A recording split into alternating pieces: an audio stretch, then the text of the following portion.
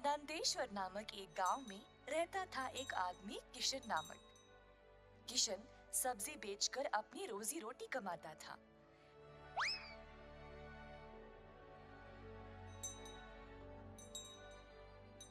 किशन अकेला था तो उसी को खेत जाकर किसानों से सब्जी लाना पड़ता था। अपनी मेहनत की कमाई किशन बहुत संभाल कर जमा करता था, परंतु किशन अपनी कमाई से संतुष्ट नहीं था और कुछ अच्छा और बड़ा करना चाहता था। एक दिन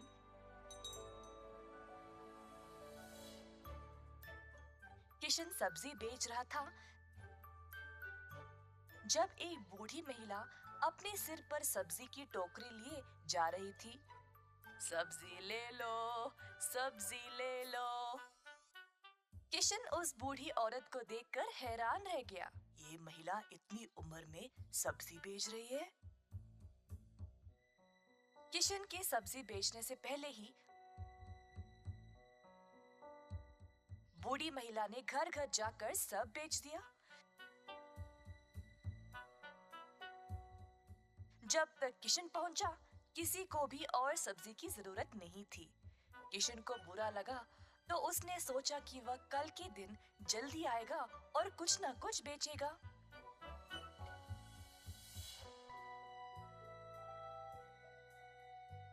परंतु अगले दिन भी वही हुआ।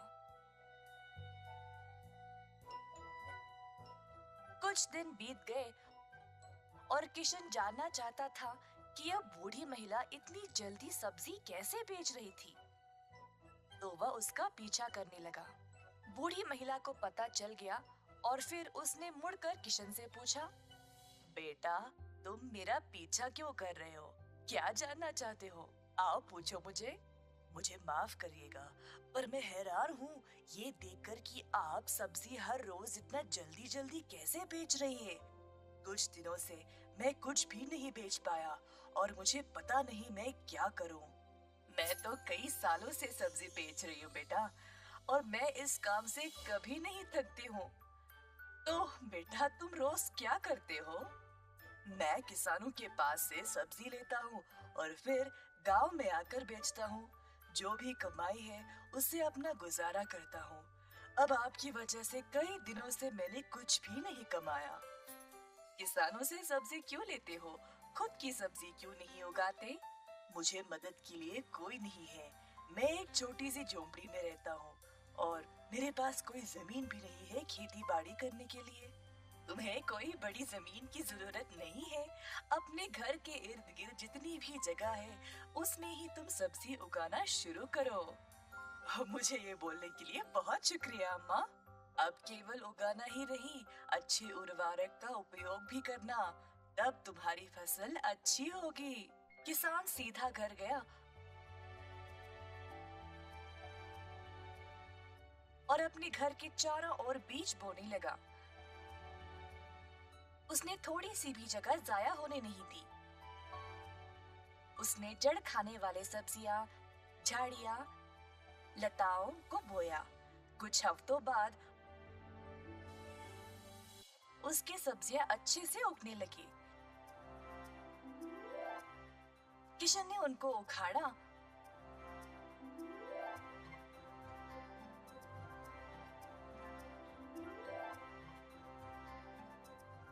और गांव गया बेचने के लिए।